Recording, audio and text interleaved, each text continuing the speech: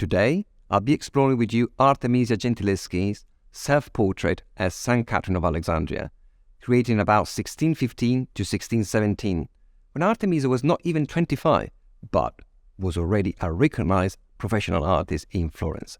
But first, a good look at the painting. It's only you and this young lady, no one else.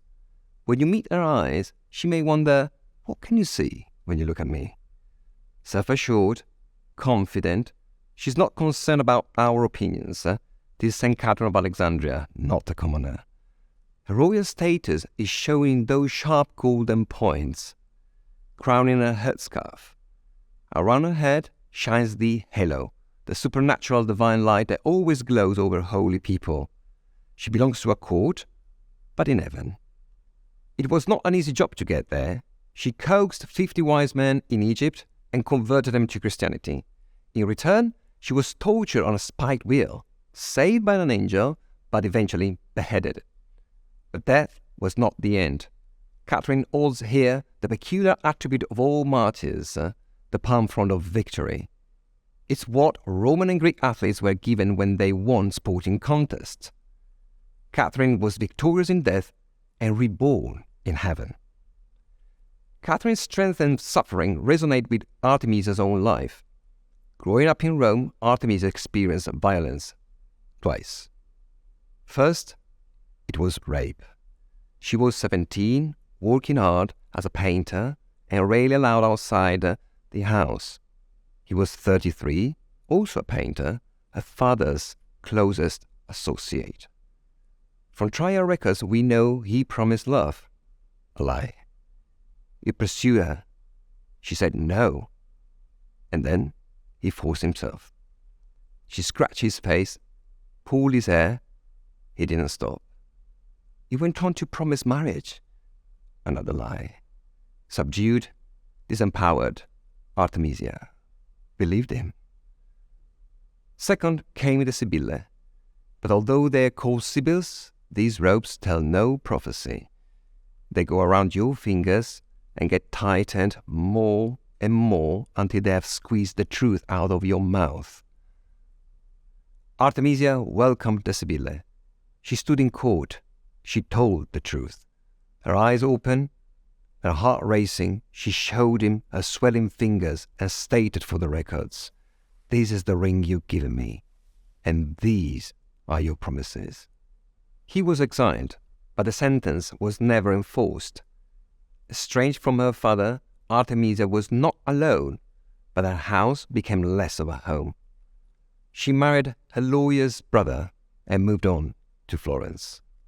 Here, she painted Saint Catherine, inspired by the three-quarter turning pose she could have seen in other small devotional images. But it was probably Titian who first tried it in portraits. But here, Artemisia spices things up in perfect Caravaggio style. She moves the viewpoint closer to Saint Catherine and frames her from roughly the waist up. Soft morning light falls from the right, diffusing over her skin. Curiously, right-lit figures are pretty common in Artemisia's early works, but are fairly unusual in early modern Western painting. Artemisia mastered Caravaggio's use of dim light, casting soft shadows, and transformed these flat images into a tactile experience through texture and color. Think of your hand resting on polished metal and then moving it over curved, smooth wood until you touch cold metal again. In a split second, you reach rough, splintered wood. That's the horrid breaking wheel, and you have just made it real. Feel now the texture of the gossamer fabric of the transparent veil. It runs like a sash from Catherine's right shoulder, glimmers down to her opposite arm, and gently wraps around her back. It's a subtle and marvelously delicate reminder of the same chastity, her see-through purity. Colors are equally eloquent, and although pigments may have faded over time, moving closer, you appreciate their highly texturized quality. A mustard yellow silk stole envelopes a crimson taffeta gamurra, a Renaissance dress with a low square neckline.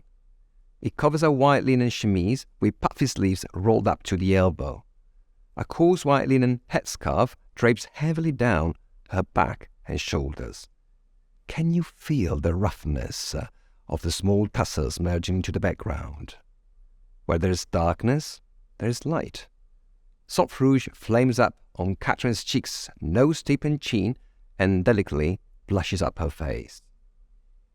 Even without the title of self-portrait, you will know she's real. Anyway, you can picture Artemisia in her studio, facing away from you, with an intense light coming from her right and slightly behind, an easel in place of the wheel, and a mirror. Stole, crown, palm front, and wheel are props Artemisia just collected in her studio. Now you see it. She painted them to remake an image initially meant to be a self-portrait. Perhaps she stocked a few ready-made pictures of herself that she could repurpose as and when required. After all, hiring life models could be expensive, and self-portraits offered unique marketing opportunities. This painting is a business card, a promotional advert of her skills, and a devotional image, all in one product. In the 7 years she spent in Florence, for the first time in her life, Artemisia took full agency. She became literate and rubbed shoulders with a local intellectual elite. She became a mother. She had 5 children, but only her daughter Prudencia Palmira survived infancy. She fell in love and was loved back. She was the first woman to gain membership of the Artist Academy, a full-time artist with access to the patronage of the court. The Dowager Duchess Christina of Lorraine and her daughter-in-law, Madeleine of Austria, the next Grand Duchess, admired educated, enterprising, eloquent women. But most of all, they valued virtuous women, meaning those who showed moral conduct and virtuosity in the arts. Here she is, Artemisia, offering a devotional image for you to look up to and model yourself on Saint Catherine's moral principles. Here is Artemisia offering her own image as a testament to her extraordinary artistic talent and an encouragement to live a full life in adversity and success. Here she is, fiddling with Saint Catherine's wheel, when, sensing your presence, she turns around and lays her inquisitive eyes on you. And it's now you who's under scrutiny, the one who's being seen and caught thinking, what can you see when you look at me?